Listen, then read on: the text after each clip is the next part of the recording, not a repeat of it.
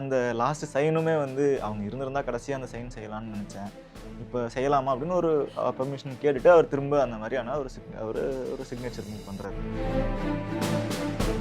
பாலியல் வன்கொடுமை தொடர்பாக நிறைய சார்ஜஸை வந்து எதிர்க்கட்சித் தலைவர் அவருடைய பேச்சில் வந்து முன்வைத்தார். அதற்கான பதில்களை வந்து சிஎம் கொடுக்கணும். கடந்த சட்டமன்றத்தில் இருந்தால் லைவே கொடுக்க ஆரம்பித்தாங்க. முக ஸ்டாலின் லைவ் கொடுக்க ஆரம்பித்தாங்க. ஆனால் அந்த லைவ் முழுமையாக இல்லை, ஃபுல்லாக கொடுக்கலன்ற குற்றச்சாட்டுகள் இருந்தது. இந்த முறை அது ஃபுல்லாக கொடுக்க ஆரம்பிக்கிறாங்க. அப்போது இதை காண கிடைக்கிறதே வந்து பெரும் பகுதி மக்களுக்கு இப்போ தான் முதல் முறையாக பார்க்கவே முடியுது. அசம்பிளி என்ன நடக்குது, யார் வந்து ஃபேக்காக ஒரு வாதங்களை முன்வைக்கிறாங்க, யார் வந்து வாதங்களை சரியாக வைக்கலன்னு மக்களுக்கு வெளிப்படையாக தெரியும். அந்த வகையில் இந்த இப்போ நடந்த 3 நாட்கள் நடந்த அசம்பிளி ப்ரொசீடிங்ஸ் அப்படின்றது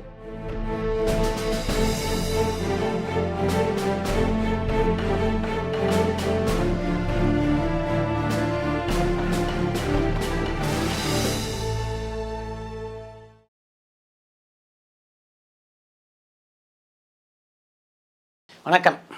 வணக்கம். விவாத மேடைக்கு உங்களை அன்புடன் அழைக்கிறேன். சட்டமன்றத்தில் பல முதல்வர்கள் இதுக்கு முன்னாடி நீங்கள் பார்த்துருப்பீங்க. இப்போ விஜயை பார்க்குறீங்க, எப்படி இருக்குது, என்ன மாறுதலை உணர்றீங்க? இது ஒரு மிகப்பெரிய மாற்றம் தான் தமிழ்நாட்டுக்கு.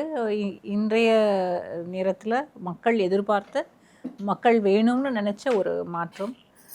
ஆனால் அது சரியாக தவறான்றது அடுத்தது நம்ம அப்புறம் பேசலாம். சட்டமன்றத்தில் விஜய் அவர்கள் பேசுகிறத அவருடைய கட்சியில் இருக்கக்கூடியவர்களும் அவரோட ஃபேன்ஸும் அவருக்காக வாக்களித்தவர்கள் அதை தாண்டி அந்த ஒரு யங் க்ரௌடு வந்து இந்த மாதிரி பேசுகிறத வந்து ரசிக்கிறாங்க. இது சரி அப்படின்னும் நினைக்கிறாங்க. நம்ம வந்து அந்த மரபு மாண்பு அதெல்லாம் கூட அப்புறம் பேசிக்கலாம். பட் இதை வந்து ஃபாலோ பண்ணுறதுக்குன்னு ஒரு செட் ஆஃப் பீப்புள் இருக்காங்க. அதை ரசிக்கவும் செய்கிறாங்க. அதை வந்து பிளாஸ்ட்டுன்னு கொண்டாடுறதுக்குமான ஒரு மனநிலை மக்கள் மத்தியில் இருக்கிறது. இதுதான் வந்து நம்ம எதிர்பார்த்து வேணும்னு நம்ம வந்து தேடி எடுத்துக்கிட்ட மாற்றம். இந்த மாற்றத்தை வந்து தவறுன்னே சொல்ல முடியாது. ஏன்னா மக்கள் மத்தியில் ஒரு ஃபெட்டிக் இருக்குது. இந்த ஒரு 25 வருஷமாக திரும்ப திரும்ப அந்த மரபுகளை பேசுகிறதும், ஒரு அஜிடேட்டிவ் மோட்லேயே இருக்கிறதும், நம்ம உரிமைகளுக்காக நம்ம போராடுறோம்னு சொல்கிறதும், இது எல்லாத்தையும் பார்த்து பார்த்து ஒரு ஃபெட்டிக் வந்துருச்சு. ஸோ நம்ம வந்து ஏன் இந்த ஒரு வைப் மோடில் இருக்க முடியாதா அப்படின்ற ஒரு மனநிலை மக்கள் மத்தியில் இருக்குது. அது வந்து சட்டசபையிலும் அரங்கேறி இருக்கிறது. இதை வந்து தவறுனே சொல்லக்கூடாது. அவரோட ஸ்டைலில் அவர் மக்களுக்கு எப்படி புரியுமோ, அவர் பேசக்கூடிய அவருடைய சினிமா பாணி தான் மக்களுக்கு புரியும் அப்படின்னா, அதே பாணியில் அவர் வந்து மக்கள்கிட்ட பேசியிருக்கிறார். அந்த அவர் பேசினதை அதில் வந்து சப்ஸ்டன்ஸ் இருக்கா இல்லையா, டேட்டா சொன்னாரா, பாலிசி பற்றி பேசினாரா, அதெல்லாமே மக்கள் எதிர்பார்க்கல. ஏற்கனவே இருந்த ஆட்சியாளர்களுக்கும் அவருக்கு எதிரில் உட்கார்ந்துருக்கக்கூடியவர்களுக்கும் அவர் பதில் சொல்கிறாரா, அந்த பதில் வந்து அவங்கள கவரக்கூடியதாக இருக்கா அப்படின்னு மக்கள் நினைக்கிறாங்க. அந்த அளவில் ஒரு பெரிய மாற்றம். சட்டசபையில் அவர் பேசினதை மக்கள் ரசிக்கிறார்கள். மற்றபடி நம்ம வந்து ஒரு முதலமைச்சர் இப்படி வந்து பேசியிருக்கிறாரா, இதுக்கு முன்னால் சட்டசபையில் இப்படிலாம் நடந்திருக்கா அப்படின்னா, சட்டசபையில் நான் வந்து கிட்டத்தட்ட ஒரு 26 வருஷமாக ஜேர்னலிசமில் இருக்கிறதுனால நான் தொடர்ந்து ஒரு 10-12 ஆண்டுகள் தொடர்ந்து வந்து அசம்பிளி ப்ரொசீடிங்ஸ் கவர் பண்ணியிருக்கேன். அசம்பிளியில் இதை விட காரசாரமான விவாதங்கள் நடந்த காலமெல்லாம் உண்டு. இன்னும் சொல்ல போனோன்னா, எஸ்ஆர் பாலசுப்ரமணியம் வந்து எதிர்க்கட்சி தலைவராக இருக்கிறார். காங்கிரஸ் எஸ்ஆர் பாலசுப்ரமணியம், ஜெயலலிதா முதலமைச்சர். வீராணம் பற்றின விவாதம், அதில் வந்து ஜெயலலிதா கர்ஜித்த அளவுக்கு இன்றைக்கி வந்து அதுக்கு முன்னாலும் அதற்கு பின்னாலும் வேறு முதல்வர்கள் பேசியிருப்பார்களா அப்படின்னா இல்லை. ஆனால் அவங்க அவ்வளவு கோபமாக பேசினாலும் அதில் முழுமையாக வீராணம் பற்றின அவ்வளவு தகவல்களும் அவங்க வந்து அதில் வந்து அவங்களுக்கு ரெஃபரன்ஸ் நோட்ஸ் கிடையாது, அவங்க வந்து இதுக்கு முன்னால் எழுதி கொடுத்தவங்க யாரும் கிடையாது, ஸ்கிரிப்டெல்லாம் எதுவும் இல்லை. ஆனால் அவங்க பேசினாங்க. எஸ்ஆர் பாலசுப்ரமணியமும் எதிர்க்கட்சி தலைவர் என்கிற முறையில் அவரும் வந்து முழுமையான தகவல்களோடு அன்றைக்கி பேசினார். இது மாதிரியான சட்டமன்றத்தை முன்னால் பார்த்துட்டு இருந்தவங்களுக்கு இன்றைக்கி வந்து தெரியும் நம்ம வந்து வேறு ஒரு நிலைக்கு நகர்ந்து போயிருக்கிறோம் அப்படின்னு. இந்த நிலை சரிதானா தவறா அப்படிங்கிறத வந்து நம்ம ஏற்கனவே சொன்னது போல் அப்புறம் பேசிக்கலாம். நீங்கள் எப்படி பார்க்குறீங்க சார்? இப்போ மேம் சொன்னது மாதிரி இப்போ இந்த ஜென்ரேஷன் தான் அசம்பிளி பார்க்குறாங்க, இப்போ தான் பார்க்க ஆரம்பிச்சிருப்பாங்க. இதுக்கு ஒப்பிடுறவங்களாம் யார் ஒப்பிட முடியும்னா, இதுக்கு முன்னாடி தொடர்ச்சியாக அசம்பிளி பார்த்துட்டு இருந்தவங்க இப்போ அசம்பிளி பார்க்கும்போது ஒப்பிடுறாங்க. இது வந்து இதுக்கு முன்னாடி முந்தைய முதல்வர்கள் முக ஸ்டாலின் அவர்களாகட்டும், அதுக்கு முன்னாடி எடப்பாடி பழனிசாமி அவர்கள், ஜெயலலிதா அவர்கள், கலைஞர் அவர்கள் ஒப்பிட முடியும். ஆனால் இந்த ஒரு பெரும் கூட்டமே வந்து நம்ம அசெம்பிளி லைவ் கொடுக்க ஆரம்பிச்சதே வந்து போன வாட்டி தான், கடந்த சட்டமன்றத்தில் இருந்தால் லைவே கொடுக்க ஆரம்பித்தாங்க. முக ஸ்டாலின் அவர்கள் வந்து லைவ் கொடுக்க ஆரம்பித்தாங்க. ஆனால் அந்த லைவ் முழுமையாக இல்லை, ஃபுல்லாக கொடுக்கலன்ற குற்றச்சாட்டுகள் இருந்தது. இந்த முறை அது ஃபுல்லாக கொடுக்க ஆரம்பிக்கிறாங்க. அப்போது இதை காண கிடைக்கிறதே வந்து பெரும் பகுதி மக்களுக்கு இப்போ தான் முதல் முறையாக பார்க்கவே முடியுது. அசெம்பிளி என்ன நடக்குது, என்ன பேசுவாங்க. ஏன்னா நீங்கள் பத்திரிகைகளில் ரிப்போர்ட் ஆகிறது எல்லாமே வந்து அவை குறிப்பில் ஏறுறது மட்டும் தான் ரிப்போர்ட் ஆகும். உள்ளே பேசுகிறது எல்லாம் உதாரணத்துக்கு வந்து வக்கில்லாத அப்படின்னு ஒரு வார்த்தை பயன்படுத்தினாங்கன்னு நினைக்கிறேன். அப்போ அதை வந்து எதிர்ப்பு தெரிவிக்கிறாங்க. அதை வந்து உடனே வந்து இல்லை, அது அவை குறிப்பில் ஏறாது அப்படின்னு. இப்போ இந்த விவாதம் வந்து வக்கில்லாதன்ற வார்த்தை பயன்படுத்தினாங்கன்றதே அடுத்த நாள் காலையில் செய்தித்தாளில் படிக்கிறவங்களுக்கு இல்லை, தெரியாது. அது போன்ற விஷயங்கள் வந்து அவைக்குறிப்பில் ஏறாதுன்றதையும் பலர் தெரிந்து கொள்ள ஒரு வாய்ப்பு. ஆமாம், அது அவை குறிப்பில் ஏறாதுன்றது. இன்னொன்று அது வந்து அவங்க அப்படி பேசியிருக்காங்கன்றதே பொதுமக்களுக்கு தெரியாது. அப்போ ஏன்னா அவை குறிப்பில் ஏறுறது தான் பத்திரிகைகளில் செய்தியாக வரப்போகுது. அதே போல் செய்தி தொலைக்காட்சிகள் உள்ளே இருந்தாலுமே கூட, செய்தியாளர் உள்ளே இருந்தாலும் அவங்களும் அவை குறிப்பில் ஏறுறது தான் பெரும்பாலும் பதிவு பண்ணுவாங்க. அப்போது இந்த என்ன பேசுனாங்க, ஒருவேளை இந்த மாதிரியான காரசாரமான விவாதங்கள் நடந்திருக்குன்றதே வந்து காரசாரம்ன்ற வார்த்தைகள் தான் இருந்திருக்குமே ஒழிய அவங்களால நேரில் பார்க்கறதுக்கான வாய்ப்புகள் பெரும்பகுதி, நான் சொல்கிறேன், இந்த தலைமுறையினருக்கு மட்டும் கிடையாது, ஒட்டுமொத்த தமிழ்நாட்டு மக்களுக்குமே அப்படியான வாய்ப்பு அமையலை. இப்படிலாம் நடந்திருக்கும் அப்படின்னு. அப்போது அதை இது முதல் முறையாக பார்க்குறப்போ அவங்களுக்கு அது எதிர்க்கட்சி தலைவர் பேசுகிறதாகட்டும், முதல்வர்கள் பேசுகிறதாகட்டும் எல்லாமே வந்து புதுசாக தான் இருக்குது. அந்த பாடி லாங்குவேஜிலிருந்து, ஏன்னா நீங்கள் வந்து அசெம்பிளி ரெக்கார்ட்ஸ், மினிட்ஸ் ஆஃப் அந்த அசெம்பிளி ரெக்கார்ட்ஸ் எடுத்து பெரும்பாலும் யாரும் படிக்கிறது இல்லை. அதில் ஒரு உதாரணத்துக்கு சொல்லணும்னா, மேஜை தட்டினார்கள் அப்படின்றது வரைக்கும் எழுதியிருப்பாங்க. ஆனால் நம்ம பத்திரிகையில் அவ்வளோ வார்த்தைகளுக்கெல்லாம் இடம் இருக்காது. ஆனால் இது அசெம்பிளி ரெக்கார்ட்ஸ் எடுத்து படித்தா தான் தெரியும். இப்போ உதாரணத்துக்கு நேற்று சிஎம் வந்து ஒரு செய்கை செய்தார் முடிச்சதுக்கப்புறம். இப்போ அதை எப்படி பதிவு பண்ணுவாங்கன்னு தெரியல நம்ம அசெம்பிளி ரெக்கார்ட்ஸில். ஏன்னா மேஜை தட்டினதெல்லாம் பதிவு பண்ணுறாங்கன்றப்போ வந்து சிஎம் முதல்வர் அவர்கள் இப்படி ஒன்று இது பண்ணாங்களான்னு பதிவு பண்ணுவாங்களான்னு தெரியாது. ஏன்னா பத்திரிகைகள் இப்படியான பதிவுகளும் வந்து நான் பார்த்ததில்லை. அப்போது இந்த எக்ஸ்பீரியன்ஸ், இந்த விஷுவல் எக்ஸ்பீரியன்ஸை வந்து ஃபஸ்ட் டைம் வந்து கடத்தியிருக்காங்க ரெண்டு பக்கமும். ஏன்னா கடந்த முறை வந்து முதல்வர்கள் பேசுகிறது மட்டும் இருக்கும், எதிர்க்கட்சியினர் வந்து வெளிநடப்பு பண்ணுறாங்கன்னா கூட பேசி முடிச்சதுக்கப்புறமே தான் நமக்கு தெரியும் அவங்க வெளிநடப்பு பண்ணாங்க. ஏன்னா இப்போ செய்தித்தாள்கள், செய்தி சேனல்களில் வந்து ப்ரெஸ் மீட் பண்ணுவாங்க, அவங்க பேசிகிட்டு இருக்கவங்க நாங்கள் எந்திரிச்சு வந்துட்டோம் அப்படின்னு. அப்போது இல்லை கட்டாயிரும், அவங்க அமளி பண்ணுறாங்கன்னா அந்த லைவ் வந்து கட்டாயிரும் இதுக்கு முந்தைய ஆட்சியில். அப்போது இன்றைக்கு இரு தரப்புமே, இவங்க வெளிநடப்பு செய்கிறதும் சரி, அவங்க பாயிண்ட் ஆஃப் ஆர்டர் வேணும்னு கேட்டு அப்ஜெக்ட் பண்ணுறாங்க, அதுக்கு வந்து பல முறையும் முடியாதுன்னு சொல்லி அதற்கு பிறகு எதிர்க்கட்சி தலைவர்களுக்கு வாய்ப்பு வழங்கப்படுது, அவர் பேசுகிறாரு, திரும்பவும் வந்து முதல்வர் கண்டினியூ பண்ணுறப்போ எதிர்ப்பு தெரிவிக்கிறாங்க.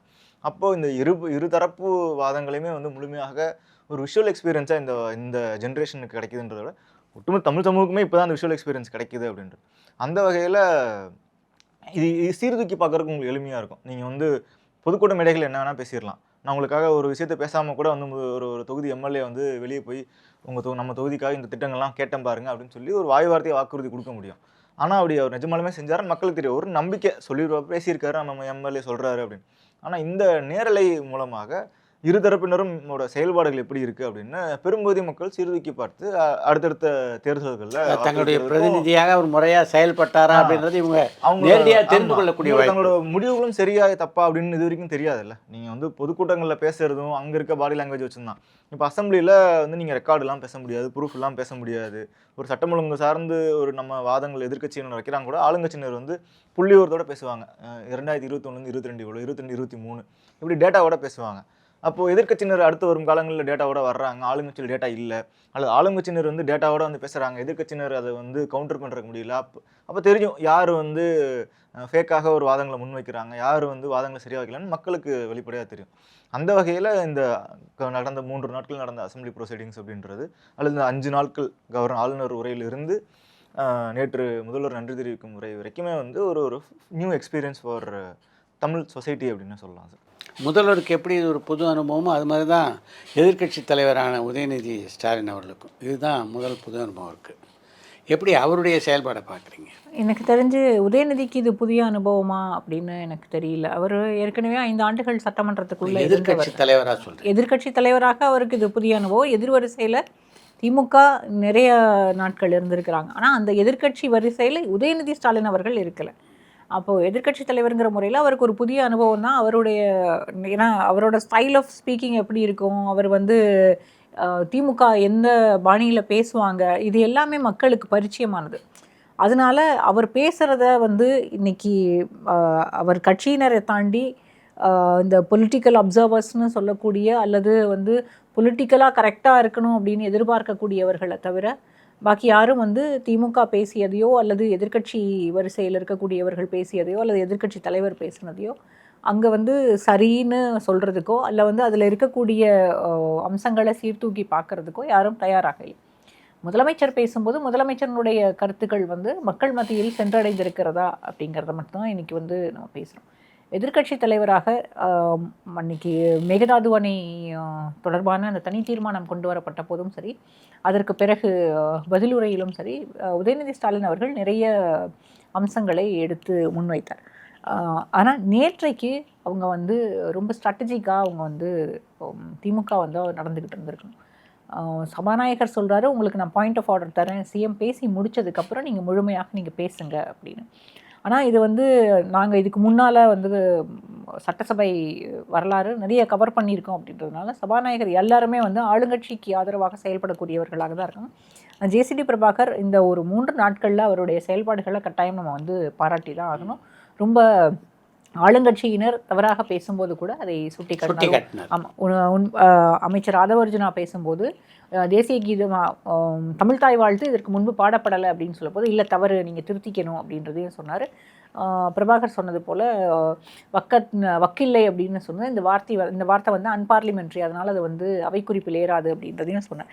இது மாதிரி நிறைய அம்சங்களை ஜேசிடி பிரபாகர் கையாண்ட விதத்தை வந்து நம்ம சொல்ல முடியும். அப்படி பார்க்கும்போது அவர் வந்து நான் பாயிண்ட் ஆஃப் ஆர்டர் கண்டிப்பாக தரேன், நீங்கள் வெயிட் பண்ணுங்கன்னு சொல்கிறாரு. ஆனால் ஆளுங்கட்சிக்கு ஆதரவாக தான் சபாநாயகர் இருப்பார்கள் அப்படிங்கிறதுனால எதிர்க்கட்சிகள் வந்து என்றைக்குமே வந்து அந்த பொறுமையாக அந்த நேரத்தில் அதை பேசணும் அப்படின்றது எல்லா எதிர்க்கட்சிகளுமே, திமுகவாக இருந்தாலும் அதிமுகவாக இருந்தாலும் இதுக்கு முன்னால் இருந்த காங்கிரஸாக இருந்தாலும் அதுக்கு முன்பு இருந்த விஜயகாந்த் அவர்களாக இருந்தாலுமே அதை வந்து இமீடியட்டாக அதை பேசிடணும், பாயிண்ட் ஆஃப் ஆர்டர்னால் உடனே கொடுக்கணும் அப்படின்றது தான் அவங்க கேட்கக்கூடியது. நேற்றைக்கு வந்து திமுக இந்த பார்ட்டி ஃபண்ட் அப்படின்ற போது எழுந்து நிற்காமல் அதுக்கு வந்து பதில் கொடுக்கணும் அப்படின்னு நினச்சிருக்காம மற்ற அம்சங்கள் அவர் பேசும்போது என்ன சொல்லப்போனால் பாலியல் வன்கொடுமை தொடர்பாக நிறைய சார்ஜஸை வந்து எதிர்க்கட்சி தலைவர் அவருடைய பேச்சில் வந்து முன்வைத்தார். இப்போ அதற்கான பதில்களை வந்து சிஎம் கொடுக்கணும் அப்படின்னு சொல்லி அந்த இடத்துல அவங்க வந்து நிறுத்தியிருக்கணும் அவரை. இன்னும் சொல்லப்போனால் ஸ்ரீவைகுண்டம் எம்எல்ஏ குறித்து அவர் வந்து பேசியிருந்தார் உதயநிதி ஸ்டாலின் அவர்கள். அந்த தூத்துக்குடி கேஸில் அவர் மேலே ஒரு அலிகேஷன் இருக்குது அப்படின்றத சொல்லியிருந்தார். அதற்கு பதில் வேணும் அப்படின்னு கேட்டிருக்கலாம். ஆனால் பார்ட்டி ஃபண்டுன்றப்போ அதுக்கு ஆதவர்ஜுனா அவர்கள் கூட கேட்டார், நாங்கள் வந்து எந்த பார்ட்டினே சொல்லலையே நீங்கள் ஏன் வந்து எழுந்து நின்று நீங்கள் பேசுகிறீங்க அப்படின்னு கேட்டார். அந்த நேரத்தில் அவர் வந்து எந்த பார்ட்டின்னு நீங்கள் தைரியம் இருந்தால் சொல்லுங்களேன், சொல்லி தான் பாருங்களேன் அப்படின்னார். ஆனால் அதை வந்து திமுக அந்த நேரத்தில் எழுந்து நின்று அதை வந்து விவாதம் பண்ணியிருக்க வேண்டாம் அல்லது பதில் சொல்லியிருக்க வேண்டாம். முழுமையாக அந்த உரை முடிந்த பிறகு அல்லது இன்னும் கொஞ்சம் நேரம் பேசினதுக்கு பிறகு திமுக பதில் சொல்லி இருந்திருக்கலாம். இல்லை அதுக்கு முன்னாலே வந்து சிஎம் வந்து இஷ்யூஸை பேசும்போது அங்கே வந்து அவரை ஸ்டாப் பண்ணி இருந்திருக்கணும் அப்படின்னு நான் நினைக்கிறேன். மேம் சொன்னதில் நானும் ஒரு 90% உடன்படுறேன். ஆனால் அது டிஎம்கே ஏன் ஸ்ட்ராட்டஜிக்காக உட்காரல அப்படின்னா, ஏன்னா முதல்வர் அவர்களே சொல்கிறாரு, அவங்க இருக்கப்போ அவங்க முன்னாடி இந்த கதையை குட்டி கதை சொல்லணும்னு பார்த்தேன், இப்போ அவங்க போயிட்டாங்க, இப்போ நான் குட்டி கதை சொல்லலாமா அப்படின்னு கேட்டுட்டு குட்டி கதை சொல்கிறாரு. அப்போ எம்டி பெஞ்சஸ்க்கு முன்னாடி தான் அப்பாவை காணோம் அப்படின்னு தேடுறாரு. 1. நம்பர் 2, அந்த லாஸ்ட் சைனுமே வந்து அவங்க இருந்திருந்தால் கடைசியாக அந்த சைன் செய்யலான்னு நினச்சேன், இப்போ செய்யலாமா அப்படின்னு ஒரு பர்மிஷன் கேட்டுட்டு அவர் திரும்ப அந்த மாதிரியான ஒரு சிக்னேச்சர் மூவ் பண்ணுறாரு. இப்போது திமுக தரப்பில் இப்போ முதல் முறையாக தான் வந்திருக்கார் உதயநிதி ஸ்டாலின் அவர்கள், முதல் முறையாக சட்டமன்ற எதிர்க்கட்சி தலைவராக இருக்கார். ஆனால் நீங்கள் அவர் உடன் இருக்கவர்கள் எல்லாரும் பார்த்தாலே அனுபவம் வாய்ந்தவர்கள் தான். கே.என். நேரு அவர்களாகட்டும், ஏவாவேலு அவர்களாகட்டும், தங்கம் தென்னரசு உள்ளிட்டவர் எல்லாரும் அனுபவம் வாய்ந்தவர்கள் தான். இவர்கள் எல்லாரும் வந்து நீங்கள் ஒரு பிக்சர் வந்து இப்போ சமூக வலைதளங்கள் வைரல் ஆகுது. ஒன்று வந்து கலைஞர் அவர்கள் வந்து பத்திரிகையாளர்களை வந்து கூட்டமாக சந்திக்கிற ஒரு புகைப்படமும், அடுத்து முன்னாள் முதல்வர் மு.க. ஸ்டாலின் அவர்கள் எதிர்க்கட்சி தலைவராக இருக்கப்போ பத்திரிகையாளர் சந்திக்கிற படமும், ஏன்னா அந்த ஒரு கெட்டப் வந்து பழைய கெட்டப்பில் அவர் பத்திரிகையாளர் சந்திக்கிற படமும், இப்போது உதயநிதி ஸ்டாலின் அவர்கள் பத்திரிகையாளர் சந்திக்கிற படமும் வரலாது. இதில் வந்து தலைவர்கள் மாதிரி இருப்பாங்க. உடன் நிற்கிற ஏவாவேலு அவர்களாகட்டும் அல்லது கே.என். நேரு அவர்களாகட்டும், இவங்க எல்லாரும் அந்த பிக்சரில் அப்படியே தான் இருப்பாங்க. நீங்கள் அதில் இருக்க காமன் விஷயம் அதுதான். அப்போது இவங்க எல்லாரும் ஒரு அறிவுறுத்தல் கொடுக்குறாங்க. ஏன்னா இது ஒரு இமேஜ் சேவிங் ஆக்டிவிட்டியாக தான் அவங்க பார்த்துருக்காங்க. இப்போ இது எல்லாத்தையும் உதயநிதி ஸ்டாலினை வைத்துக்கொண்டு அவர் அதை செஞ்சுருந்தார் அப்படின்னா அது வந்து ஒரு இமேஜ் சேவிங் ஆக்டிவிட்டி தான். ஏன்னா இவங்க வந்து அதை வந்து நேரடியாக நீங்கள் இருக்கிறப்ப உங்கள் முன்னாடி செஞ்சுட்டு பாருங்கள், உதயநிதி இப்படி செஞ்சுட்டாரு பாருங்க அப்படின்றது வந்து அக்ரிவேட் ஆகிருக்கும். இப்போ ஒரு வேளை வந்து அவர் இல்லாத பொழுது அவர்கள் பேசினதும் வெளியே போய் அசம்பிளிக்கு வெளியே போய் ஏன்னா இவங்க நேரடியாக பத்திரிகையாளர் சந்திக்கிறாங்க. அது வந்து ஒரு டெமோக்ராட்டிக் ப்ராசஸ். ஒரு முறையும் வந்து எங்களுக்கு உள்ள அனுமதி கிடைக்கல. நாங்கள் மக்கள் முன்னாடி பேசுகிறோம். எங்களுக்கு சட்டமன்றத்தில் வந்து மக்கள் மன்றம் தான். ஆனால் அங்கே எங்களுக்கு வாய்ப்பு மறுக்கப்பட்டது. நாங்கள் வந்து ஒரு டெமோக்ராட்டிக் ப்ராசஸில் வந்து பேசுகிறோம் அப்படின்ற முறையில் பத்திரிகையாளரில் உதயநிதி ஸ்டாலின் அவர்கள் செயல்பாடுகள் பற்றி நீங்கள் கேட்டனால அசெம்பிளிக்குள்ளேயும் வந்து நேற்று ஒரு எதிர்க்கட்சி தலைவராக அவர் வந்து நினச்சிருந்தா இப்போ நேற்று முதல்வர் அவர்கள் வந்து பேசும்பொழுது இடைமறிச்சாங்க. பாயிண்ட் ஆஃப் ஆர்டர் கொடுக்கணும், எதிர்க்கட்சி தலைவர் தான் கேட்கணும், அது ப்ரொசீஜர், அதை பற்றி கேட்குறாரு அவர். அப்போது அதற்கு வந்து ஆளும் தரப்புலேருந்து எல்லாரும் கோஷம் போடுவாங்க, சபாநாயகர் அவர்கள் தரல. ஒருவேளை அதே போல் நேற்று முன்தினம் எதிர்க்கட்சி தலைவர்கள் பேசும்பொழுதும் கிட்டத்தட்ட எனக்கு தெரிஞ்சு 3லேருந்து 4 அமைச்சர்கள் குறுக்கிட்டாங்க. ஒரு முறை குறுக்கிட்ட போதும் எதிர்க்கட்சி தலைவர் அமர்ந்து அந்த பதில்களெல்லாம் கேட்டுக்கொண்டு அதுக்கப்புறம் தொடர்ந்து பேசுகிறார். ஒருவேளை அவர் வந்து இந்த அவையின் மரபை வந்து சீர்குலைக்கணும்னு நினச்சிருந்தாருன்னா அவர் வந்து தூண்டிவிட்டு இருந்திருக்கலாம். இப்படி வந்து அவங்கள ஆளுங்கட்சி அமைச்சர்களை பேச விடாமல் தடுத்துருந்துருக்கலாம், அமளியில் ஈடுபட்டு இருந்திருக்கலாம். அது லைவில் தான் போயிட்டுருக்கு, ஃபுல் லைவாக தான் கொடுத்துருந்துருக்காங்க. அப்போ அது மக்கள்கிட்ட முழுமையாக போயிருந்திருக்கும். பட் ஆனால் அந்த மாதிரியான இந்த இதுலேயும் ஈடுபடல. ஒரு மெச்சூரான ஒரு பொலிட்டிஷனாக தான் முந்தானேற்று அவர் எதிர்க்கட்சி தலைவராக உரையாற்றுறப்போ அப்படி தான் நடந்து கொண்டார். இன்னொன்று எப்படி முதல்வர் விஜய் அவர்களுடைய ஸ்பீச் வந்து இப்போ இருக்க இளம் தலைவர் போய் கவருதோ அதே போலான ஒரு துணியை தான் அவரும் கடைபிடிக்கிறார். ஒரு பழைய ட்ரெடிஷ்னலாக ஒன்று பேசுவோம்ல, ஒரு எழுத்து தமிழில் தான் வந்து பேசுறதும் இருக்கும். அப்போ இங்கே பேச்சு தமிழுக்கும் எழுத்து தமிழுக்கும் இருக்க வித்தியாசத்தில் இந்த ஜென்ரேஷன் எல்லாருமே வந்து ஒரு வழக்கு தமிழில் பேசுங்க, நீங்கள் வந்து ஒரு நண்பர்கிட்ட உரையாடுற மாதிரி பேசுங்க அப்படின்ற ஒரு எக்ஸ்பெக்டேஷன் இருக்குது. சில விஷயங்களுக்கு வந்து ஆங்கில வார்த்தைகள் தான் வந்து புரியுது, தமிழ் வார்த்தைகள் செம்ப மொழிபெயர்ப்பு பண்ணோம்னா அது புரிய மாட்டேங்குது. அப்போ அந்த லாங்குவேஜில் பேசுங்கன்றப்போ அந்த லாங்குவேஜில் அவரும் கொஞ்சம் நல்லா தான் பேசியிருந்தார் 2 நாட்களுமே. நேற்று அவங்க வெளிநடப்பு செஞ்சது வரைக்கும் வந்து எனக்கு ஓரளவுக்கான அவங்களோட ஸ்ட்ராட்டஜிக் மூவாக தான் பார்க்க முடியுது. பத்திரிகையாளர் சந்திச்சு இதெல்லாம் நடந்துச்சு அப்படின்னு சொல்கிறதாகட்டும், இதெல்லாமே ஓகே. ஆனால் என்னென்னா இந்த அவங்க வைக்கிற ஒரு வாதங்கள் இருக்கு இல்லையா, ஒரு டார்கெட் பண்ணுறதுக்கு அப்படின்னு சொல்லி ஒரு கிரிட்டிசிசம் பண்ணுறாங்க. அந்த கிரிட்டிசிசம் எதுவுமே இந்த தலைமுறைகிட்ட எடுக்கலை ஆக்சுவலி. அவங்க வந்து இது சினிமா அப்படின்னு சொல்கிறதாகட்டும், நீங்கள் சினிமான்னு எடுத்துக்கிட்டால் அண்ணாவிலேருந்து கலைஞர்லேருந்து எம்ஜிஆர் அவர்லேருந்து ஜெயலலிதா அவர்களிருந்து எல்லாருமே சினிமாலேருந்து தமிழ்நாட்டு அரசியலை பொறுத்த வரைக்கும் சினிமா பின்னி பிணைஞ்சு தான் இருக்குது எப்போவுமே. பெரும்பாலும் சினிமாலேருந்து வந்தவங்க. அப்போ அதை வந்து சினிமாலேருந்து வந்தவங்க ஏன் சொல்லிக்கிட்டே இருக்காங்க, அது ஒன்றும் தெரியாதுல்ல. 2 வருடங்களுக்கு முன்னாடி ஒரு கட்சி தொடங்கியப்போ ஒரு சினிமாலேருந்து வந்தாருன்னு தெரியும். அவருக்கு ஓட்டு போட்டு அப்படி இருந்து தான் அவருக்கு வந்து 108 தொகுதியில் வாக்களிச்சிருக்காங்க. அப்போ அதனால் அந்த வாதங்கள் வந்து பெருசாக வந்து மக்கள்கிட்ட எடுபடுறதாக தெரியல. அப்புறம் ஒரு பர்சனல் அட்டாக் பண்ணது அப்படின்றது வந்து இவங்க எடுத்தது ஒரு ஸ்ட்ராட்டஜிக் மூவ். அவங்க முன்னாடி பண்ணாங்க, சட்டசபைக்குள்ளே முதல்வர்கள் பண்ணார், அதனால தான் அதுக்கு எதிர்வினையாகத்தான் திமுக செய்தது என்றாலும் கூட அது ஒரு 2 வருஷம் ஆண்ட கட்சி தான். இந்த கட்சி திராவிட முன்னேற்ற கழகத்துக்கு ஒரு 75 ஆண்டுகள் வரலாறு இருக்குது. இந்த கட்சியில் வந்து உதயநிதி அவர்கள் முதல் தலைவர் கிடையாது. ஏறத்தாழ அது பெரியாருக்கு தான் தலைவர் பொறுப்பை விட்டு வச்சிருந்து அண்ணா அவர்கள் பொதுச்செயலாளராக வந்து அதுக்கு பின் கலைஞர் வந்து இப்படி பல தலைவர்களை கண்ட இயக்கம், பல தலைவர்களை உருவாக்கிய இயக்கம். ஏறத்தாழ இன்று தமிழ்நாட்டில் இருக்கக்கூடிய பெரும்பாலான அரசியல் தலைவர்கள் திராவிட முன்னேற்ற கழகத்துலேருந்து வந்தவங்க தான். அப்படியான ஒரு பாரம்பரியமிக்க கட்சி ஒரு 2 ஆண்டுகள் புதுமையான ஒரு கட்சி, புதிய கட்சிகள்கிட்ட அவங்க அப்படி நடந்துக்கிட்டாங்கன்றக்காக அதற்கு எதிர்வினையாக அதே துணியில் திமுகவும் உரையாற்றி இருக்க வேண்டியது இல்லை அப்படின்றது என்னோட தனிப்பட்ட பார்வை. அதில் ஒன்றில் மட்டும்தான் ஒரு ஸ்லிப் இருந்திருக்குன்னு பார்க்கலாம். நேரத்தால் மற்றபடி ஒரு மெச்சூர்டு பொலிட்டீஷியனாக முதல்வர் விஜய்க்கு நிகரான ஒரு எதிர்க்கட்சி தலைவராக தான் அவர் இந்த 5 நாட்கள் பங்களிப்பு காட்டியிருக்காரு பார்க்கலாம். விஜயை பொறுத்த வரைக்கும் ஊழலற்ற ஆட்சியை கொண்டு வரணும் அப்படின்றது தான் அவருடைய இலக்காக இருக்குது. ஏறக்குறைய 40 நாட்களை கடந்துட்டோம் நம்ம. இப்போ அவருடைய ஆட்சி பற்றி வெளியில் பேசப்படுற விமர்சனங்கள் பற்றி நீங்கள் என்ன நினைக்கிறீங்க? அவர் நினச்ச கோலை ரீச் பண்ண முடியுது அவரால்? இல்லை, ரொம்ப சீக்கிரம் ரீச் பண்ண முடியாது. நமக்கு வந்து நம்ம சிஸ்டம் வந்து ரொம்ப அதை வந்து புரிஞ்சுக்கிறதுக்கு அவங்களுக்கு வந்து டைம் எடுக்கும். அதை வந்து நம்ம டைம் கொடுக்கணும். ஊழலற்ற ஆட்சி கொடுக்கணும் அப்படின்றது எல்லாருமே அந்த ப்ராமிஸில் தான் வராங்க. ஊழலற்ற ஆட்சி இவரால் கொடுக்க முடியும். இன்றைக்கி கூட வந்து டான்ஜெட்கோவில் கிட்டத்தட்ட 300 முன்னாடி கூட அப்படி தான் வந்திருக்காங்கன்றீங்களா? இல்லை, ஊழலற்ற ஆட்சின்னு சொல்லி தான் வந்திருப்பாங்க. அதுக்கப்புறம் 5 ஆண்டுகள் முடியும் போது தான் அதில் ஊழல் இருந்ததா இல்லையான்றதை நம்ம சொல்ல முடியும். நம்ம ஊழலுக்காக கைது செய்யப்பட்ட முதலமைச்சர்கள் இருந்த மாநிலம் தான் இது. அதனால் செய்யப்பட்ட முதல்வர்கள் இருந்த மாநிலம், குற்றச்சாட்டுகள் முன்வைக்கப்பட்டு அதுக்கு பிறகு அது கன்விக்ஷனாக மாறி ப்ரூவ் பண்ண அதுக்கப்புறம் கைதும் செய்யப்பட்ட பல பேர் மேலே ஊழல் குற்றச்சாட்டு இருக்குது. அதுதான் இப்போ என்ன சொல்லி இதுக்கு முன்னாடி பார்த்தீங்கன்னா ஆட்சியாளர்கள் திமுக ஊழல் சரியா தவறா குற்றச்சாட்டு மிகப்பெரிய அளவில் மலிந்து இருக்கு அப்படின்றது தானே. இல்லை, ஊழல் வந்து தமிழ்நாட்டில் ஆழமாக வேரூன்றி போயிருக்கிறது. நீங்கள் வந்து முதலமைச்சர்களையோ அமைச்சர்களையோ இல்லை வந்து வார்டு கவுன்சிலர் வரைக்குமோ அதை வந்து நம்ம நிறுத்திட முடியாது. சிஸ்டம் வந்து கரெக்டாக தான் இருக்குது. அதை வந்து சேஞ்ச் பண்ணோம் அப்படின்னா அதுக்கு வந்து ஒரு பெரிய பிரயத்தனம் தேவை. இன்றைக்கி கூட டான்ஜெட்கோவில் வந்து அப்பாயின்மெண்ட்ஸ் கொடுத்துருக்காங்க. டான்ஜெட்கோவில் இருக்கக்கூடியவர்கள் சொல்கிறாங்க எல்லாமே மெரிட் பேஸ்ட் அப்பாயின்மெண்ட்ஸு, எந்த ட்ரான்ஸ்ஃபருக்கோ அதாவது அப்பாயின்மெண்ட்ஸ்க்கு எதுக்குமே வந்து பணம் வாங்கப்படலை அப்படின்றது தான் சொல்லப்படுது.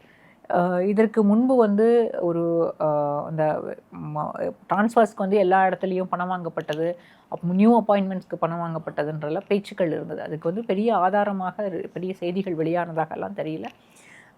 ஆனால் தமிழ்நாட்டில் இது வந்து வேரூன்றி போயிருக்கக்கூடிய ஒன்று. விஜய் வந்து அதை 40 நாட்கள்லேயே அதை மாற்றிடுவார் அப்படின்னு நம்ம எதிர்பார்க்க முடியாது. ஊழலற்ற ஒரு நிர்வாகத்தை அவரால் கொடுக்க முடியும்னு நான் நம்பலை.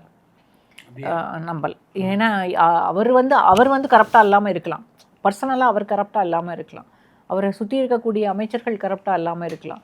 பட் வந்து சிஸ்டமை வந்து நீங்கள் சேஞ்ச் பண்ணுறதுக்கு ரொம்ப டைம் எடுக்கும். நீங்கள் எல்லா இடத்துலையுமே அந்த ப்ராசஸை வந்து ஸ்டார்ட் பண்ணி ஒரே நாளில் 40 நாளில் மாற்றி 5 வருஷத்துக்கு டைம் எடுக்கும் அப்படின்றது வேற, முடியவே முடியாதுன்றது உண்மைதான். ஏன்னா இந்த 5 ஆண்டுகளுக்குள்ளே அப்படியே மாற்றிட முடியும்லாம் நான் நினைக்கிறேன். நம்ம வந்து பேச முடியும்.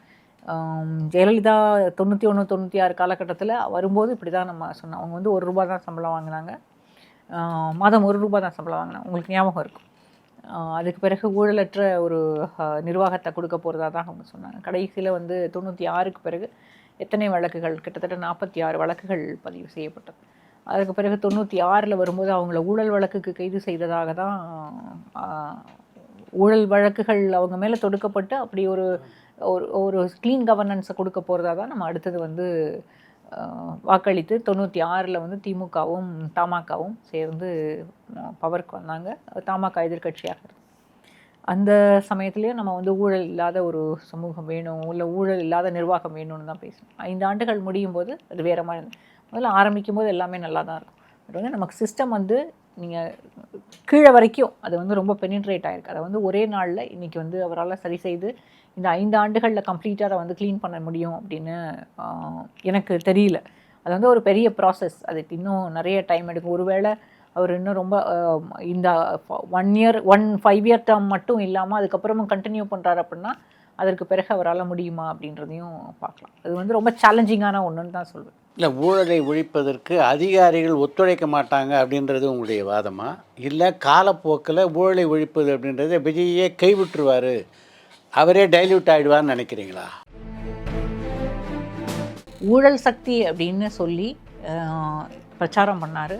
அதிமுகவுக்கு எதிராக தான் அந்த பிரச்சாரம் கம்ப்ளீட்டாக இருந்தது.